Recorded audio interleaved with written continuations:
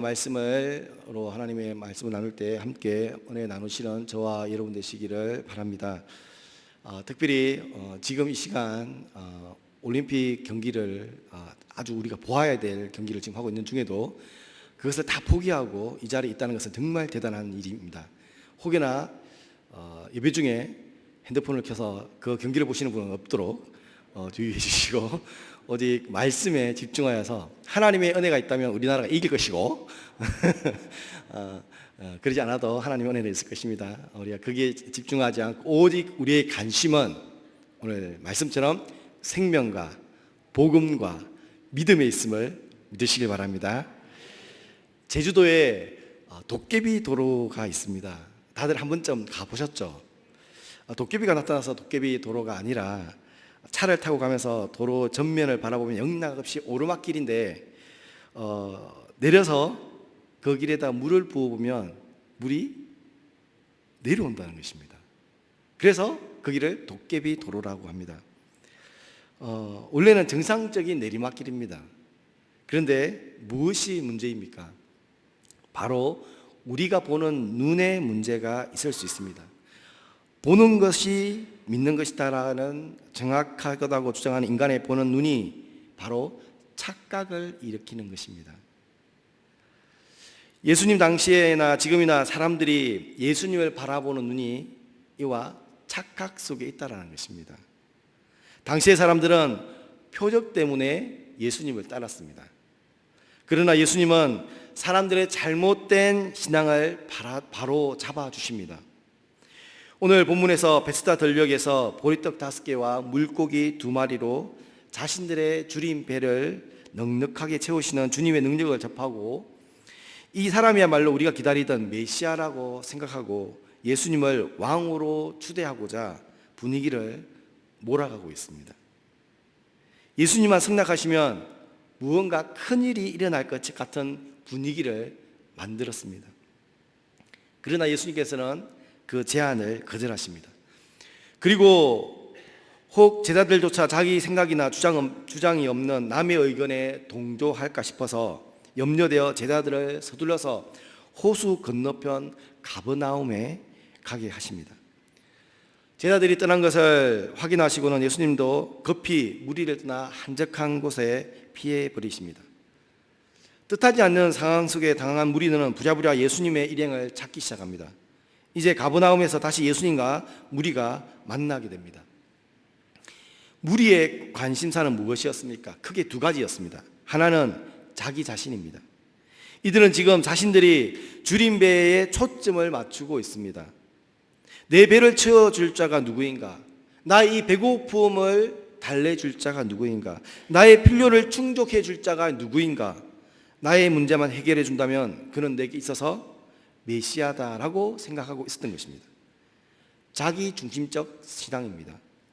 세상과 나는 간 곳 없고 구속한 주만 보이는 것, 그것이 아니라 세상도 주님도 다 나를 위해 나의 필요를 채우기 위해 존재하는 것처럼 생각해 버립니다.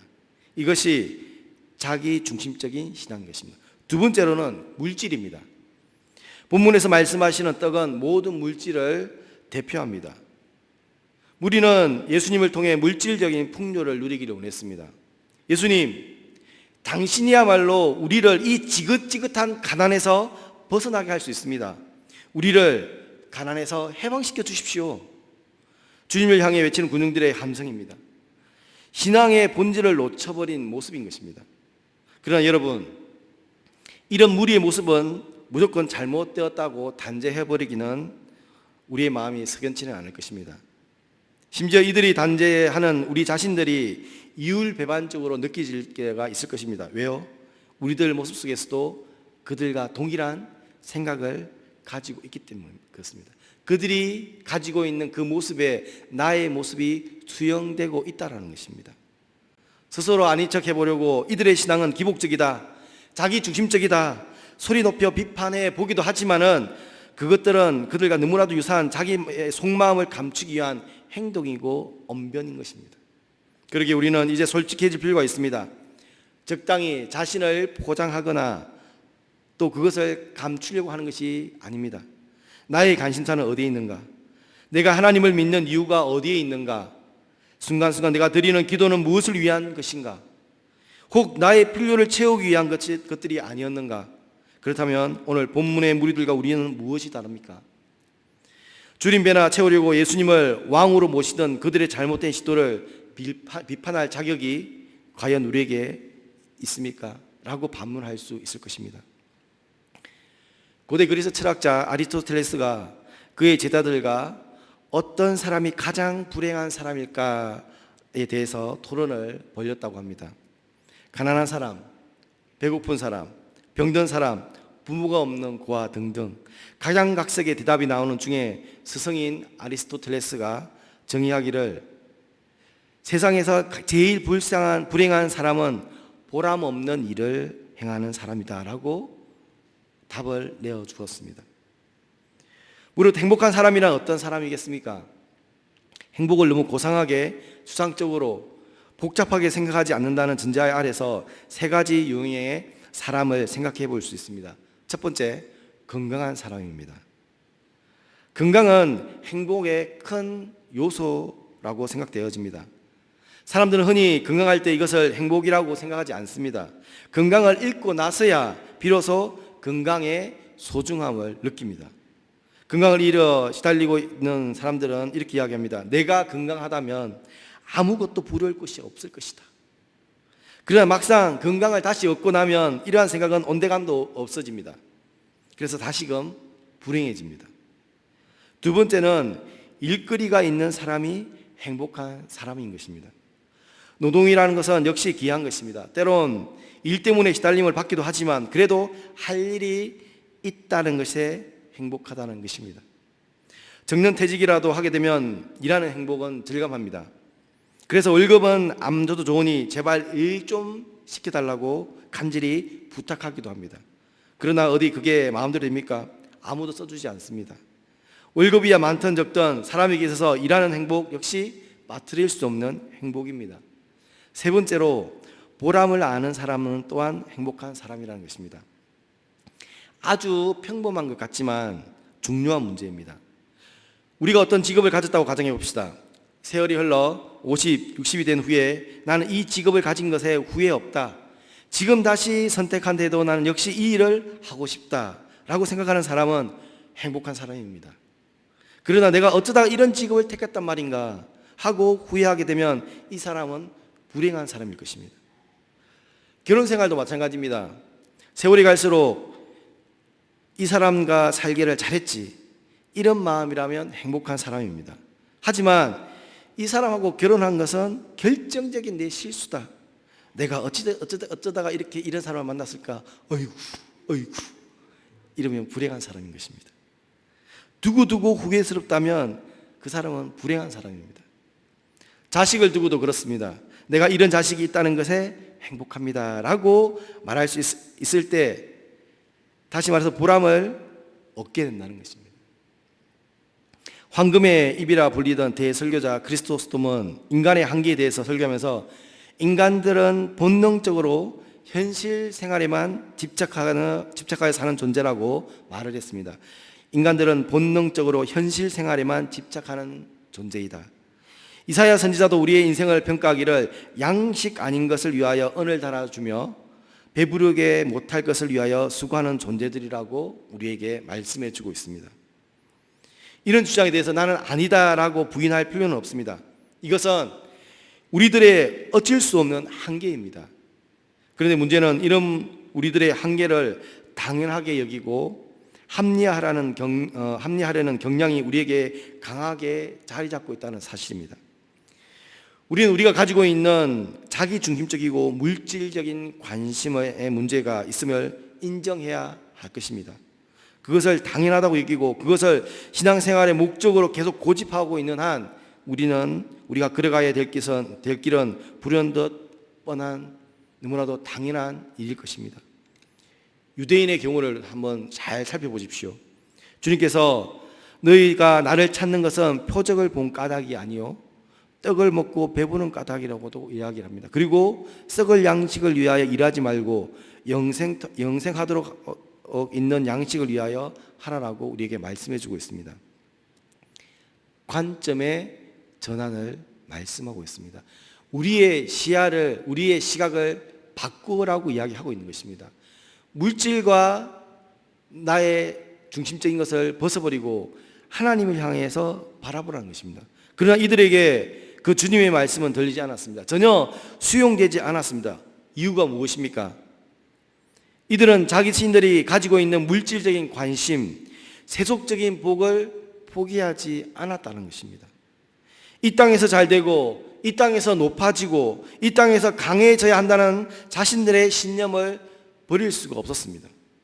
그 결과 그들은 자신들의 신념을 부응하기를 거부한 예수님을 떠나게 됩니다. 요한복음 6장 66절에 기록한 말씀을 보면 그때부터 그의 제자들 중에 많은 사람이 떠나가고 다시 그와 함께 다니지 아니하더라라고 요한복음 6장 66절에 기록되어 있습니다. 이 떠나간 무리들이 훗날 무엇을 합니까? 예수님을 십자가에 못 박는 일들을 하게 됩니다. 나 중심으로 신앙생활을 하는 사람은 필연적으로 예수님을 떠나게 되어 있습니다. 예수님을 통해 물질적인 만족을 추구하는 사람은 또 마찬가지입니다. 그 대표적인 인물이 가룟 유다 아닙니까? 가룟 유다는 몸은 예수님 곁에 있었지만 마음은 콩밭에 있었습니다. 그의 관심은 더 부자가 되는 것에 맞추어져 있었습니다. 그러다 보니까 제자들의 공동체 속에서 살림을 맡고 있었지만 항상 뒷주머니를 차고 있었습니다. 어디 그뿐이었습니까? 예수님에게 더 이상 기대할 것이 없다고 판단되자 은 30냥에 예수님을 고소하고 또 그 일에 앞장서는 일을 해버리고 맙니다. 이것이 다 무엇 때문입니까? 자기 중심적인 신앙입니다. 물질을 추구하는 신앙 때문에 그렇습니다. 주님께서 이런 불행한 결말을 이미 알고 계십니다. 그러기에 우리에게 관심을 전환하라고 우리에게 말씀해 주시고 있답니다. 그렇다면 주님의 말씀에 따라 우리가 가져야 할 관심사가 무엇인지 오늘 말씀을 통해서 한번 살펴보도록 하겠습니다. 우리를 영생케 하는 양식에 관한 관심을 가져야 한다는 것입니다. 주님께서 말씀하십니다. 이 양식을 주시는 분이 누구십니까? 이 양식은 인자가 너에게 주리니 인자는 아버지 하나님께서 인치신 자니라 라고 말씀하고 있습니다. 우리에게 생명의 양식을 주실 분은 바로 예수님이시라는 사실입니다. 나는 생명의 떡이니 내게 오는 자는 결코 줄이지 아니할 터이요 나를 믿는 자는 영원히 목마르지 아니하리로다 라고 말씀하고 있습니다. 우리의 관심사는 오직 예수 그리스도를 내 마음속에 모셔드리는 것이 되어야 한다는 것입니다. 예수 그리스도를 내 인생의 주인으로 삼고 그분께서 걸어가신 길을 따라가는 것이 나의 신앙의 목적이 되어야 한다는 것입니다.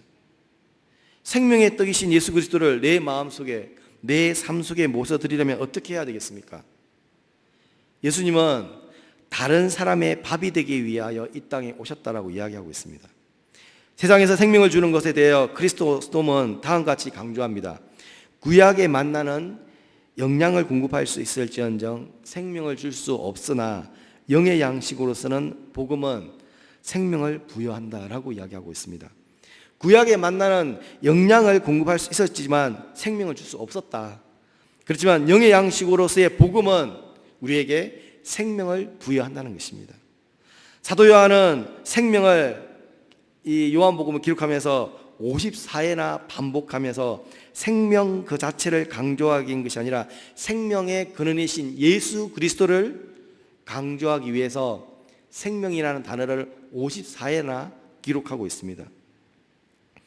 예수님은 자신을 철저하게 다른 사람의 밥으로 내어준 삶을 사셨습니다. 나는 생명의 떡이라고 하신 말씀은 철저히 부서진 빵입니다. 즉 예수님은 다른 사람의 밥이 되기 위하여 사신 분이십니다. 굶주린 사람들의 밥이 되신 예수님, 목마른 사람들의 물이 되신 예수님의 삶이었습니다. 치열한 경제 사회에 길던 우리는 결코 남의 밥이 될 수 없다라고 우리에게 가르쳐주고 있습니다. 우리의 가치관을 그렇게 몰아갑니다. 남의 밥이 될 수 없다. 나는 남의 밥이 될 수 없다라는 것에만 만족하지 않고 오히려 남을 자기 밥으로 삼는 이 세상이 우리에게 가르쳐주고 있는 가치관이라는 것입니다. 그러나 그리스도인들은 예수님의 정신으로 채워진 사람들이라고 한다면 예수님의 어떤 정신으로 무장해야 되겠습니까? 바로 예수님께서 죄인들의 밥이 되기까지 하신 바로 그 정신, 그 정신을 우리 마음밭에 채워야 한다는 것입니다. 절대로 남의 밥이 될 수 없다는 자기 중립적인 사고의 틀을 깨뜨려야 한다는 것입니다. 빵의 재료가 되는 밀이라는 식물을 한번 생각해 보겠습니다. 진화론자들의 이론을 빌리면 밀은 원래 백합이 태화되어서 지금 같은 밀의 형태가 되었다라고 이야기를 하고 있습니다. 태화 과정에서 백합목이 속하는 밀의 나무가 밀을 생산하는 소중한 속성을 지니게 되었다라고 이야기합니다. 그래서 본래 가지고 있던 모든 아름다움을 상실하였다라고 진화론자들은 이야기하고 있습니다. 고운 옷과 우아한 자태와 결별하고 대신 우리가 현재 볼 수 있는 누런색의 옷을 입게 되었습니다. 다른 생물의 생명을 위해 자기 생명을 내어주기 위함입니다.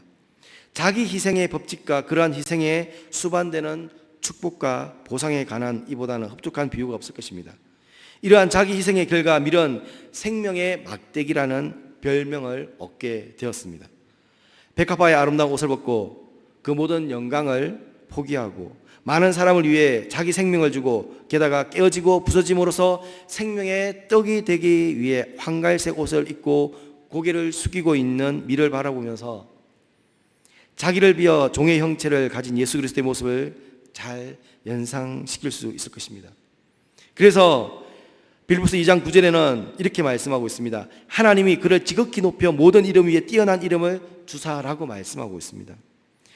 하나님이 그를 지극히 높여 모든 이름 위에 뛰어난 이름으로 세우신 이가 예수 그리스도이라는 것입니다.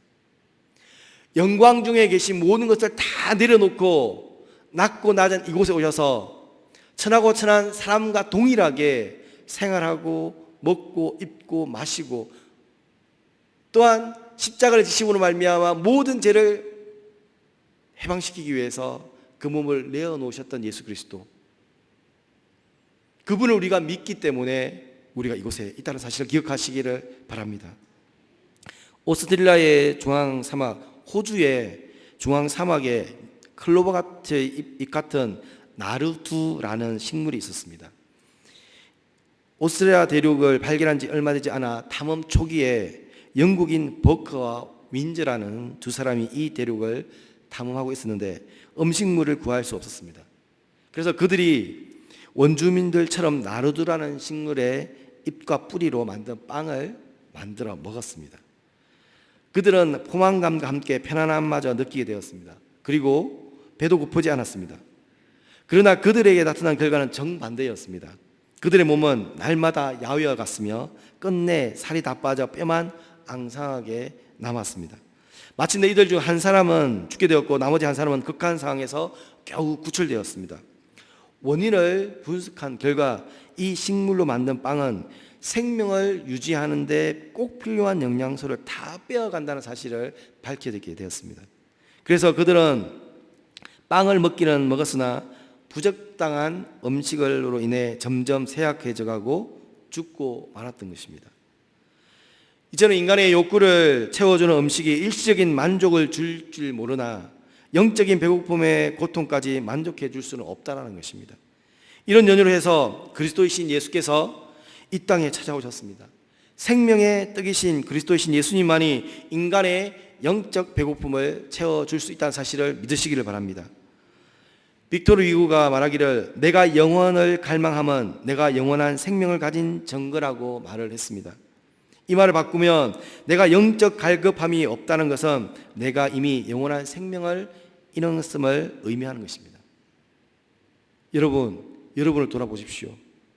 막연하게 스스로 믿음 있다 판단해 버릴 것이 아니라 정말 내게 영적 갈급함이 있는지, 지금 내가 취하고 있는 것들이 나를 영적으로 잘못하고 있는 것이 아닌지 냉철하게 돌아보시길 바랍니다.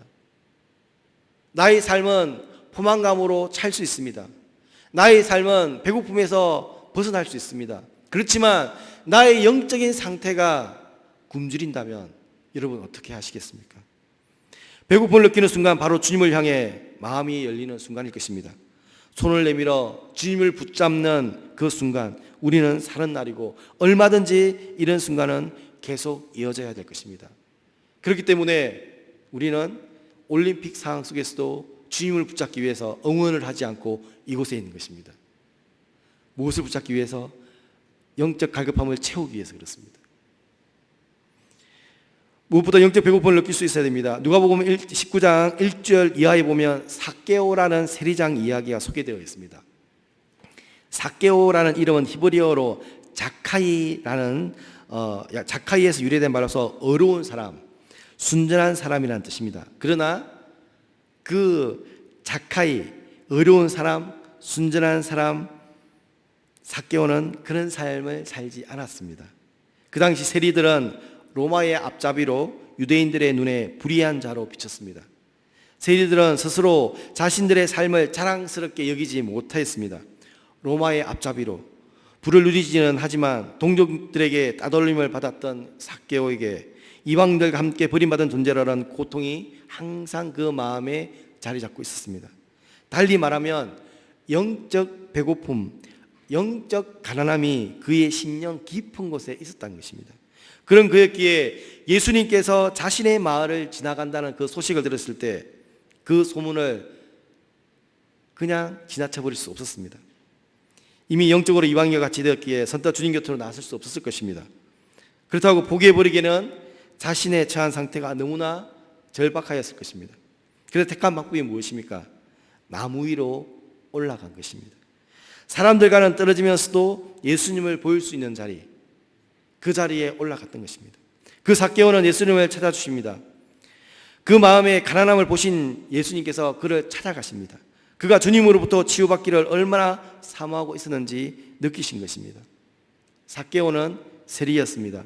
유대 종교법으로 보면 버림받은 자입니다. 부정한 자입니다. 상종해서는 안 될 죄인이었습니다. 그러나 예수님께서는 그의 손을 잡아주십니다. 그와 더불어 한 상에서 먹고 마시며 즐거워하고 웃고 나누십니다. 그리고 볼지어다 내가 문 밖에 서서 두드리려니 누구든지 내 음성을 듣고 문을 열면 내가 그에게로 들어가 그와 더불어 먹고 나는 그와 더불어 먹으리라고 말씀하십니다. 직분이 중요한 것이 아닙니다. 신앙의 연수가 중요한 것이 아닙니다. 집안이 중요한 것이 아닙니다. 중요한 것은 내 심령에 가난함이 있는 것입니다. 내가 영적으로 배고픔을 느끼고 있느냐입니다. 그럴 때에 주님께서는 찾아오셔서 나에게 손을 내미신다는 것입니다. 마가복음 10장에 나오는 맹인 바디메오의 경우를 살펴보시길 바랍니다. 바디메오는 나면서부터 소경이었습니다. 앞을 보지 못하는 관계로 절대 빈곤에 시달린 자였습니다. 하루하루 살아가는 것 자체가 고통이었습니다. 그런 그에게 기회가 찾아왔습니다.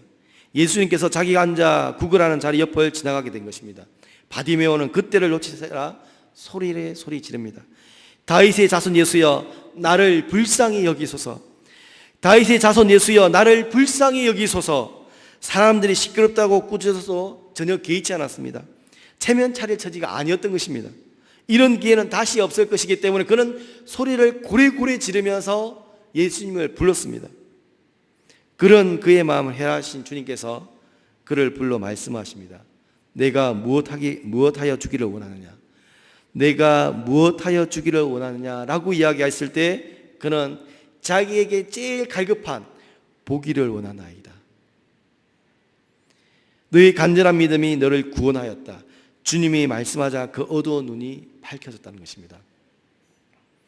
저희들은 마가복음 20장의 말씀을 보면서 바디메오가 그냥 그 육신의 눈만 떴다고 생각하십니까?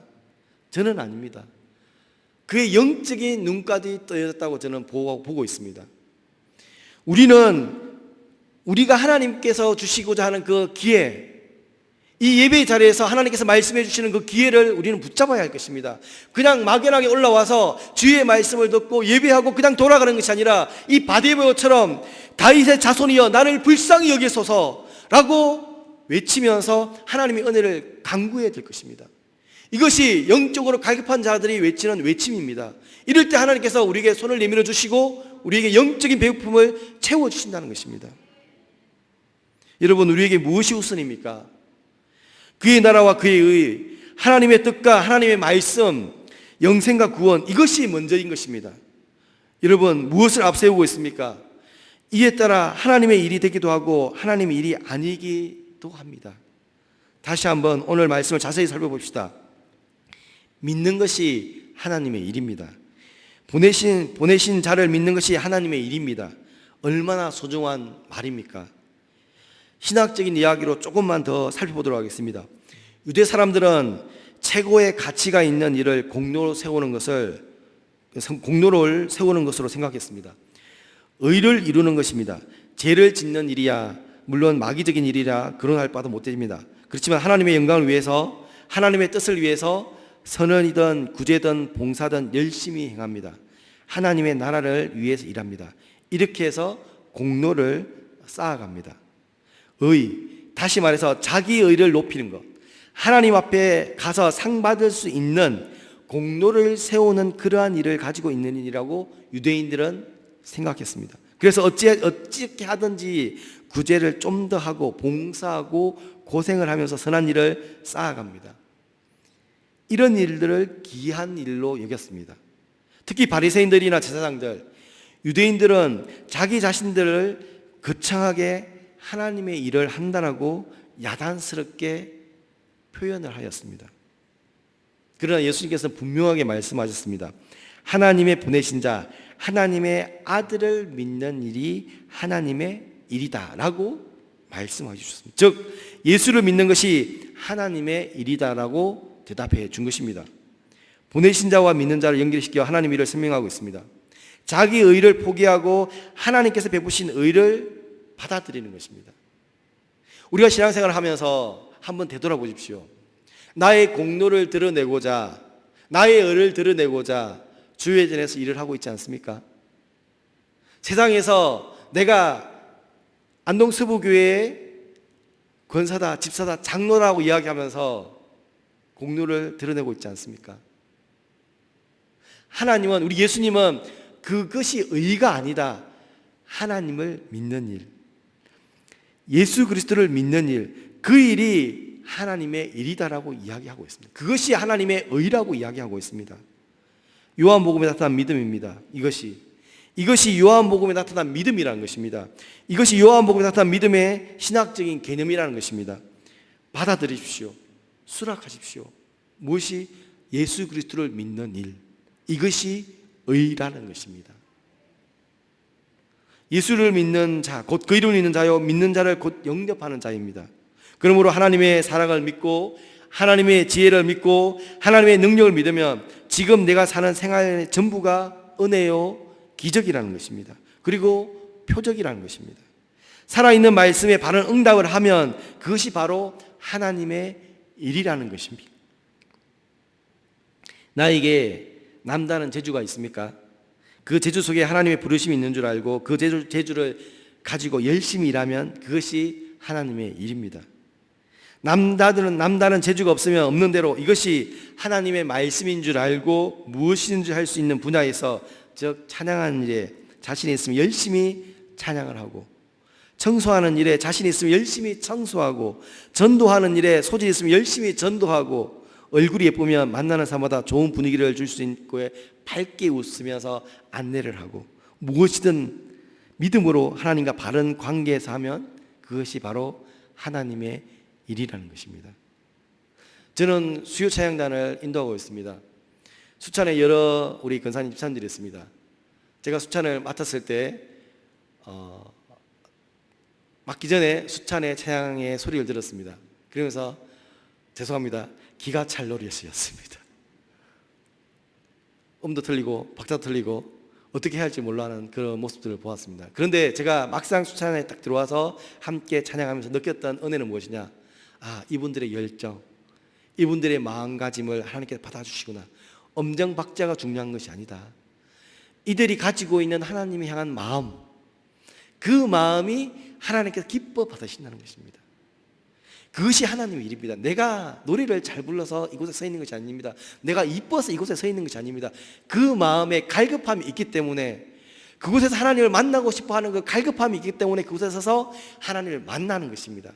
그 만남이 얼굴에서 표현되어지고 그것이 소리로 나와지고 그것이 여러분과 함께 교감하는 것입니다. 그리고 그 은혜를 함께 나누면서 내가 이곳에서 예배하고 찬양하는 것입니다. 저는 이 수찬을 바라보면서 그것을 느낍니다. 글로리아도 마찬가지입니다. 글로리아는 정말 찬양을 잘합니다. 정말 이쁘게 잘합니다. 또 그곳에서는 그곳 나름대로 하나님을 잘 찬양하기에 하나님께서 그것을 받으신다는 것입니다. 무엇을 말씀드리고자 합니까? 하나님의 일이라는 것은 내 마음에 어떤 모양으로 앞에 서냐입니다. 갈급한 마음. 우리의 관점이 어디에 있습니까? 하나님께 있어야 된다는 것입니다. 그 관점을 바로 세운다면 그 일이 어떤 일이든 하나님의 일이라는 것입니다. 그 일은 하나님이 즐겨 받으신다는 것입니다. 이 사실을 꼭 기억하시기를 바랍니다. 역사의 중심이시고 우주의 중심이고 가장 근본적인 하나님의 사역이 아니겠습니까? 바로 이 구원의 사역을 믿는 일이 하나님의 일이라는 것입니다. 내가 무엇을 하고 하나님을 위해서 말하고 선한 일을 하고 모두가 바리새인과 같이 하는 그 소리는 건방진 소리입니다. 하나님의 큰 역사를 인정하고 하나님의 일을 받아들이는 것, 믿는 것, 영접하는 것, 그리고 그것에 협력하는 그것이 하나님의 일이라는 사실을 기억하시기를 바랍니다. 진정 믿음이 무엇입니까? 주님의 기쁘신 뜻을 헤아려야 합니다. 십자가의 구원 역사를 믿는 것이 하나님의 일이라고 말씀하십니다. 내 일을 간두고 믿음으로 순종하고 거기에 동참하는 것, 거기에 쓰임받는 것이 하나님의 일입니다. 믿음이 하나님의 일이라는 것은 죄인에게 요구하는 1차적인 응답이 믿음이기 때문이고 또 이것이 곧 하나님께서 기뻐하는 일이기 때문입니다. 여러분, 하나님의 뜻이 어디에 있겠습니까? 하나님의 일이 무엇이겠습니까? 오직 믿음입니다. 믿음으로 하는 것입니다. 믿음으로 하는 거기에 비로소 하나님의 일이 있는 것입니다. 내가 나로서 오늘 해야 할 하나님의 일이 무엇이겠습니까? 시장에 쓰든 가정에 쓰든 직장에 쓰든 교회에 쓰든 어디 쓰든 하나님을 믿는 그 믿음이 하나님의 일이라는 것입니다. 하나님의 크고 놀라운 구원 사역에 내가 동참하게 되었다는 신앙을 가지고 나를 구속하신 하나님, 나를 선택하신 하나님, 나를 통하여 오늘도 역사하시는 하나님께 겸손한 마음으로 순종하고 믿음으로 행할 때 비로소 하나님의 사역이 이루어지는 것입니다. 여기에 하나님의 역사가 있다는 것입니다. 말씀 맺겠습니다. 멀고먼 사막 한가운데 물펌프 한 대가 있었습니다. 당신은 외로운 나그네로 가지고 있던 물통이 비어 마침내 그 펌프를 찾아왔습니다. 거기에 손으로 쓴 어느 순례자의 글이 적혀져 있습니다. 나는 이 펌프가 나오게 하도록 내 물통을 여기에 묻어두었다. 그것은 마시지 말 것. 그것은 반을 부어 가죽에 적시고 기다리라. 그리고 나머지를 다 부어라. 그러면 펌퍼질이 될 것이다. 우물은 절대 마르지 않을 것이지만 그 펌프에 물을 길어 오르기 위해 꼭 필요하다. 믿음을 가져라. 그리고 물이 나오게 되면 다음 여행자를 위해 우물 옆 물통에 물을 채워 묻어두어라. 여러분이 사막에서 물이 떨어졌을 때 만난 이 펌프 옆에 있는 이 문구를 읽었다면 여러분은 어떤 모습으로 어떻게 하겠습니까? 여러분은 모래에서 물병을 파내어서 마실 것이겠습니까? 아니면 그 문구의 말을 믿고 그 물을 전부를 오래된 펌프에 부을 것이겠습니까? 여러분이 믿는다면 여러분 스스로 다음 이곳을 지나갈 사람 위해서 모험을 하게 될 것입니다. 여러분은 어떻게 하시겠습니까? 그 마중물을 어떻게 하시겠습니까? 그냥 그 마중물을 마셔버리고 다음 사람은 죽어도 상관없다라고 하고 그냥 지나치겠습니까? 아니면 그 마중물을 그 펌프 옆에 써있는 글귀대로 붓고 펌퍼질하고 나도 목을 죽이고 다시금 그 우물 옆 주머니에 물을 넣어서 묻어두시겠습니까? 이 이야기는 우리의 흥미로운 질문을 던집니다. 우리가 그 물을 펌프 옆에 적셔진 메시지를 믿을 것인가? 아니면 자기의 목마름만을 생각하고 묻힌 병의 물을 마시고 계속 갈 것인가? 여러분은 어떻게 하시겠습니까? 이와 같은 방식으로 성경을 한번 생각해 보시기 바랍니다. 그것은 인생의 광야에서 구원의 말씀입니다. 우리의 생명의 원천이시고 영생을 위한 권원입니다. 여러분은 그것을 믿습니까? 아니면 여러분 자신의 방식대로 그것을 보려 하십니까? 이와 같은 방식으로 광야에 계셨던 예수님을 생각해 보시기 바랍니다.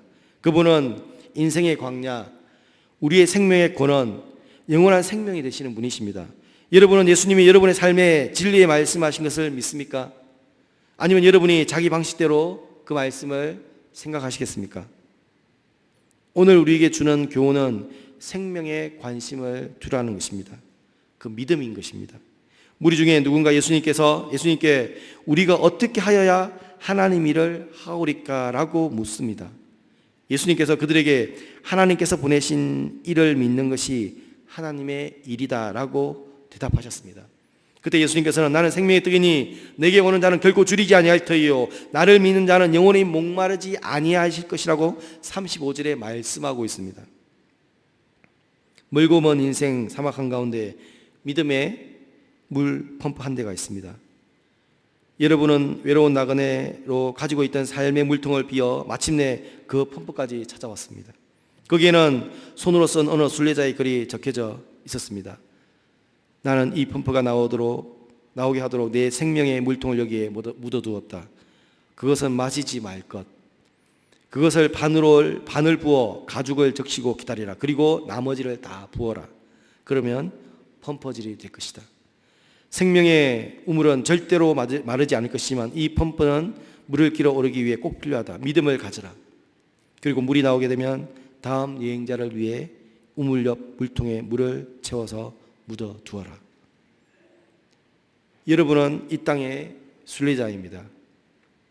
여러분은 66권에 된 책을 보게 되었고 그 책에서 인생의 충만한 확신과 힘과 구원을 믿고 확신하고 있습니다. 그러나 그것을 얻기 위해 당신은 자신을 포기하고 그 선물을 주시는 분을 기꺼이 신뢰할 수 있어야 할 것입니다. 여러분은 어떻게 하시겠습니까? 자신을 들이시겠습니까? 아니면 자신 스스로 자신만을 신뢰하겠습니까? 여러분은 무엇을 하시겠습니까? 여러분은 어디에 관심을 두고 살아가시겠습니까? 우리가 어떻게 하여야 하나님의 일을 하오리까? 묻는 제자들에게 믿는 것이 하나님의 일이라고 대답하신 주님의 놀라운 뜻을 깊이 깨닫고 생명에 관심을 두는 그리고 그 믿음을 가지고 살아가는 저와 여러분 되시기를 주의 이름으로 축원합니다. 기도하겠습니다.